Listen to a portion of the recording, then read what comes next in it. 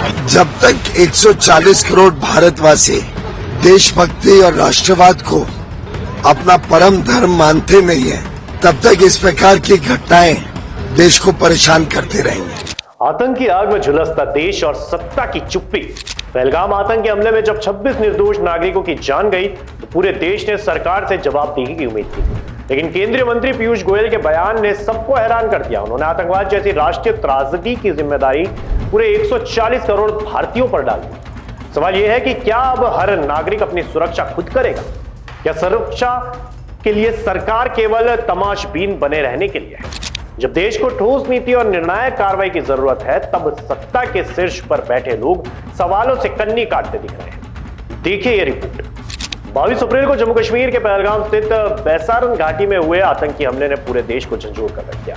5 आतंकियों ने पर्यटकों पर अंधाधुंध गोलियां बरसाई, जिसमें 26 निर्दोष नागरिकों की मौत हो गई और 20 से अधिक घायल हुए। हमलावरों ने पीड़ितों की पहचान धर्म के आधार पर की, जिससे यह हमला और भी भयावह बन गया। लश्कर तैयबा से संबंध संगठन द रेजिस्टेंस फ्रंट ने इस हमले की जिम्मेदारी ली है। भारत सरकार ने पाकिस्तान पर आतंकियों को समर्थन देने का आरोप लगाया है, जिसे पाकिस्तान ने खारिज किया है। इसके जवाब में भारत ने सिंधु जल संधि को निलंबित कर दिया है। पाकिस्तान नागरिकों के वीजा रद्द कर दिए गए हैं और राजकीय संबंधों में कटौती की है। इस घटना के बाद भारत और पाकिस्तान के बीच तनाव भी बढ़ गया है और नियंत्रण रेखा पर गोलीबारी की घटनाएं सामने आई है। राष्ट्रीय जांच एजेंसी ने हमले की जांच शुरू कर दी है और 3 आतंकियों की पहचान की है, जिनमें से 2 पाकिस्तानी नागरिक हैं।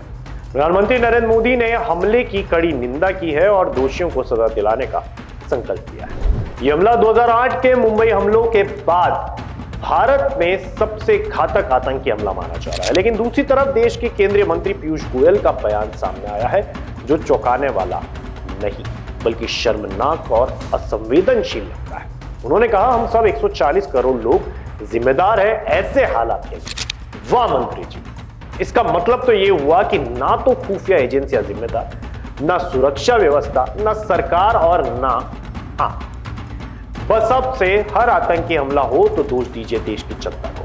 क्यों ना अगली बार हमसे ही पूछ लिया जाए कि कौन सा बॉर्डर कैसे सुरक्षित रहे। यह बयान सिर्फ जवाबदेही से भागने का नहीं बल्कि उस संवेदनशीलता का प्रतीक है जो सत्ता के ऊंचे गलियारों में बैठे लोगों में पनप रही है। देश का नागरिक मारा जाता है तो सरकार की सबसे पहली जिम्मेदारी होती है उत्तर देना, और यह मंत्री जी ने तो उल्टा सवाल कर दिया है।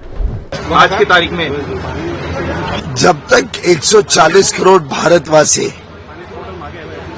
देशभक्ति और राष्ट्रवाद को अपना परम धर्म मानते नहीं है, तब तक इस प्रकार की घटनाएं देश को परेशान करते रहेंगे। देश पूछ रहा है कि क्या दिनेश मेरानिया ने आतंकियों को न्योता दिया था? क्या उसकी पत्नी और बेटे को अब यह जवाब दे रहा होगा कि तुम 140 करोड़ में शामिल थे, इसलिए मार दिए गए? सुरक्षा के नाम पर जनता से टैक्स लिया जाता है, भरोसे के नाम पर वोट लिया जाता है, लेकिन जब सवाल पूछे जाए तो जवाब में यह थमा दी जाती है, हम सब जिम्मेदार हैं जैसी खोखली बात। तो बताइए मंत्री जी, क्या अगला हमला हो तो लोग खुद बॉर्डर संभाले, सुरक्षा बल छुट्टी पर भेज दिए जाए और संसद पर हमला हो तो संसद क्या खुद रक्षा करेंगे?